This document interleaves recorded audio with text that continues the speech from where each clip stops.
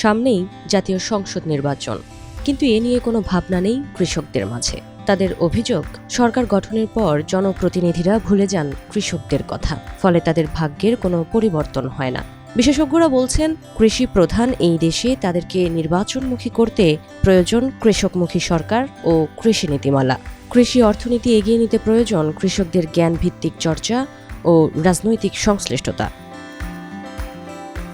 দিনাজপুর সদর উপজেলার রামজীবনপুর গ্রামের কৃষক রায়হান কবির অনেকদিন আগে ঝড় ও বাতাসে পড়ে যাওয়া ধান পরিচর্যায় ব্যস্ত। সামনে জাতীয় সংসদ নির্বাচন, তা নিয়ে রায়হানের কোনো ভাবনাই নেই। কারণ প্রতিবারই নির্বাচন হয়, গঠিত হয় সরকার, কিন্তু এতে কৃষকের আশা আকাঙ্ক্ষার কোনো প্রতিফলন ঘটে না। আমাদের নির্বাচন নিয়ে কোনো মাথা ব্যথাই নেই। কে আসলো না আসলো এটা দেখা কোনো আমাদের দরকারই নেই, কারণ সরকার তো আমাদেরকে দেখে না। তাহলে আমরা সরকারকে নিয়ে ভাববো কেন? যার কারণে আমাদের নির্বাচন নিয়ে কোনো আগ্রহ নাই। যে ইলেকশন আসবে, ইলেকশন আসলে একটা আমেজ থাকে, সেই আমেজটাই নেই আমাদের মধ্যে। কৃষিতে লস খাওয়ার কারণে আমরা কৃষি থেকে অন্য পেশায় চলে যাচ্ছি। কেউ অটো নিচ্ছে, কেউ ব্যবসা বাণিজ্য করছে, কেউ অন্যের বাড়ি কাজ করতেছে, কিন্তু কৃষি কাজ করতে যাচ্ছে না কেউ। কীটনাশক কিনতে গেলে ওগুলা খরচা অনেক বেশি। আবার সার ঠিক মতন পাওয়া যায় না। সার নিতে গেলে কৃষি অফিসারের সই নিতে হচ্ছে। আমাদের যেটুকু সার চাই, আমাদের যতটুকু চাহিদা সার ততটুকু পাচ্ছি না। একই উপজেলার চাঁদগঞ্জ এলাকার কৃষক আবু তালেব, তার মতে কৃষককে নিয়ে কোনো সরকারই চিন্তা করে না। কৃষকের উৎপাদিত পণ্যের ন্যায্য মূল্য নাই, সার সংকট, প্রাকৃতিক দুর্যোগ, ফসলের হিমাগার নির্মাণ, প্রক্রিয়াজাতকরণ কেন্দ্র স্থাপন, কোনো কিছুতেই সরকারের মনোযোগ নেই। দেশকে আগায় নিতে গেলে সরকারকে কৃষিতে মনোযোগ দিতে হবে, কারণ কৃষি ছাড়া কোনো দেশ ডেভেলপ করতে পারবে না। কারণ এই কৃষকের ঘর থেকে কিন্তু সব তৈরি হয়। ইঞ্জিনিয়ার বলেন, জজ বলেন, ব্যারিস্টার বলেন, ম্যাজিস্ট্রেট বলেন, মাস্টার বলেন, যা বলেন, এভরিথিং। কিন্তু ওরাও কিন্তু আমাদেরকে আর পরে মূল্যায়ন করে না। ওরা তো ওদের জায়গা সেট হয়ে গেছে। কৃষক খায়ে থাক না খায়ে থাক, তারা কি হয় হোক। আমরা কিন্তু, আমিও একজন কৃষকের ঘরের সন্তান, আমিও একসময় লেখাপড়া করছি। আমি এখন কৃষি করতেছি, আমার বাচ্চা কাচ্চা হয়তো বড় কিছু হবে, সেও চিন্তা করবে না আমার কথা, যে আমার বাবা তো ছিল কৃষক। ওরা এই চিন্তা ভাবনা কৃষক নিয়ে কারো চিন্তা ভাবনা নেই।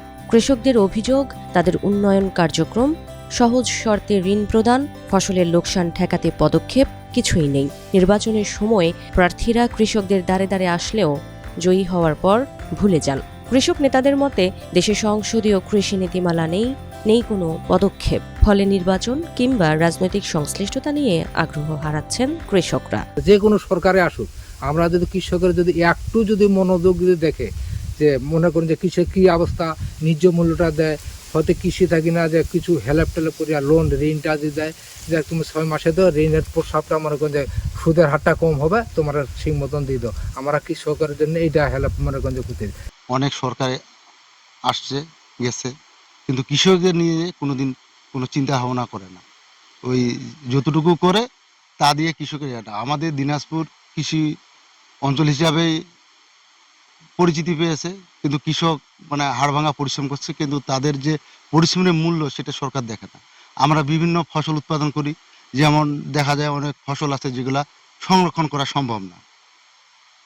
হয়তো সম্ভব, সেটা যে একটা স্টোরের দরকার। যেমন টমেটো ধরেন, আম ধরেন, এই অঞ্চলে, এই কৃষি অঞ্চলে যদি ওই ধরনের একটা ব্যবস্থাপনা থাকতো, তাহলে দেখা যাচ্ছে যে কৃষকরা হয়তো কিছু টাকা পাইতো। অথচ এখন দেখছি যে আমাদের পার্শ্ববর্তী থেকে টমেটো আসছে, আমরা কিনতে যাচ্ছি 120 টাকা 150 টাকা কেজি। অথচ আমাদের দেশে উৎপন্ন হচ্ছে, কিন্তু আমরা সংরক্ষণের অভাবে আমরা সেটা টাকা, আমরা দেশের টাকা আমরা বিদেশি থেকে নিয়ে আসছি। সরকার যে আসবে, নির্বাচন আসবে, এ ব্যাপারে সাধারণ যে কৃষকদের, এদের কোনো চিন্তা ভাবনা নাই। কারণ দেখা যাচ্ছে যে আমরা কৃষি করতেছি, আমাদের বেঁচে থাকার জন্য যতটুকু দরকার ততটুকু করতেছি। কারণ কোনো সরকারে আসে প্রতিশ্রুতির ফুলঝুরি ঝরায়, কিন্তু বাস্তবায়ন কিছুই করে না। যুদ্ধ পরবর্তী যতগুলো সরকার আসছে, কোনো সরকারই কৃষকের দিকে কিন্তু তাকায় নেই আর কি। যখন নির্বাচন আসে তখন আমাদের এখানে তো আগে এমপি নির্বাচন হয়, ওনারা আসে তখন কৃষকের জন্য এটা করব সেটা করব, কিন্তু পরে নির্বাচনের পরবর্তীতে ওনারা ওই ঢাকায় যে ওনাদের যে দলীয় কৃষক এখন লীগ বলেন, কৃষক দল বলেন, তাদেরকে নিয়ে মহাব্যস্ত হয়ে থাকে। আমাদের প্রতি মাসে ডিসি অফিসে একটা করে মিটিং হয়, সেখানে একটা কৃষকের থাকার কথা, কৃষক সরাসরি কৃষক থাকবে, যারা কৃষকের সাথে জড়িত আর কি। কিন্তু আজ পর্যন্ত আমরা দেখি নাই যে কোনো কৃষককে সেখানে দাওয়াত দেওয়া হয়েছে। এটা একটা ব্যাপার ছিল। আর আমাদের বাংলাদেশে কৃষি নীতিমালা নেই। বাংলাদেশের সংসদে কৃষি নীতিমালা না থাকার কারণে আরেকটা বিশাল ব্যাপার, যে আমরা কৃষকের এই বছর আপনারা দেখেন যে আলু বিক্রি হতেছে না। আলু নিয়ে কৃষকরা একদম মহাবিপদে পড়ে আছে, নিঃস্ব হয়ে যাবে আলু যারা মনে করেন স্টোরজাত করছে। দেখেন যে সরকারের কোনো মাথা ব্যথা নাই। আর বিশেষজ্ঞরা বলছেন, কৃষকদের নির্বাচনমুখী করতে জ্ঞান ভিত্তিক চর্চা ও রাজনৈতিক সংশ্লিষ্টতা বাড়িয়ে স্বাধীনভাবে তাদেরকে সংগঠিত করতে হবে।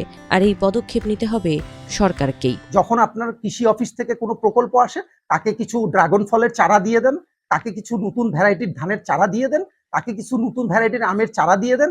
এর মাধ্যমে আমার কৃষি অফিসের পারপাসফুল হবে। আমি মনে করি যে নির্বাচনমুখী করতে গেলে সব রাজনীতিবিদদেরই উচিত কৃষকদের মাঝে গিয়ে তাদেরকে উপস্থাপিত করা, নিজেদেরকে উপস্থাপন করা, যে আমরা আপনাদের জন্য যেটি বাস্তবমুখী পদক্ষেপ সেটি কি হতে পারে তাদের কাছ থেকে শুনে সেই অনুযায়ী আমাদের প্রকল্পগুলোকে কৃষি অফিসের মাধ্যমে অথবা অন্যান্য এনজিওর মাধ্যমে আমাদের বাস্তবায়িত করানো উচিত। নির্বাচনে আগ্রহ বৃদ্ধি ও সঠিক জনপ্রতিনিধি চয়নে রাজনীতিবিদদের যেতে হবে কৃষকদের মাঝে, যাতে গঠিত হবে কৃষকমুখী সরকার, এগিয়ে যাবে কৃষি অর্থনীতি।